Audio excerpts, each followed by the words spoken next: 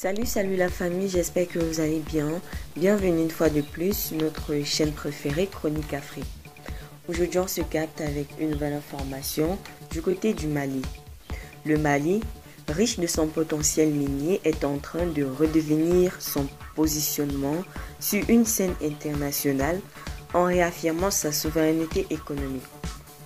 Le 2 décembre 2024, le pôle économique et financier de Bamako a émis des mandats d'arrêt internationaux à l'encontre de Marc Bristow, directeur général de Barrick Gold, et Cheikh Abbas Coulibaly, directeur général du complexe minier Loulo-Gounkoto.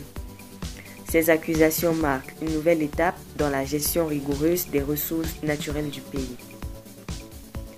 Les mandats d'arrêt émis par la justice malienne reposent sur des accusations graves: blanchissement de capitaux et violation des règles de la réglementation financière extérieure des États membres de l'UEMOA.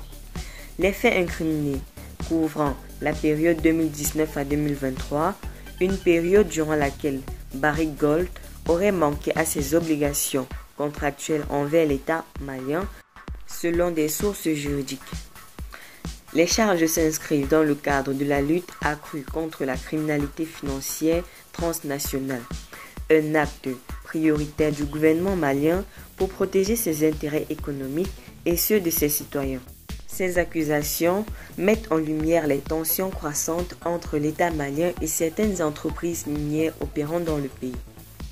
Cette affaire intervient dans un contexte de révision du Code minier malien adopté en 2023 qui vise à accroître la part des revenus miniers revenant au Mali.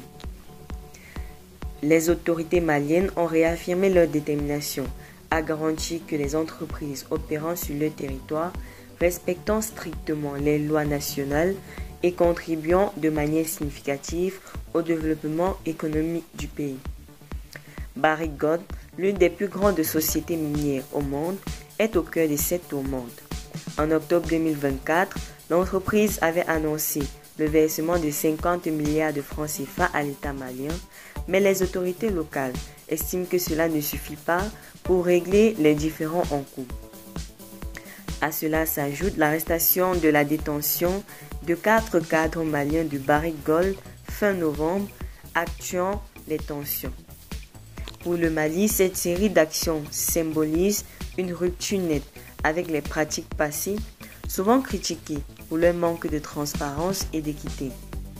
Le pôle économique et financier de Bamako a affirmé que ces mesures sont une décision pour les préoccupations croissantes des citoyens maliens sur la gestion de leurs ressources naturelles. Restez toujours courtois en commentaire et respectez les règles de communauté. N'hésitez pas à liker la vidéo.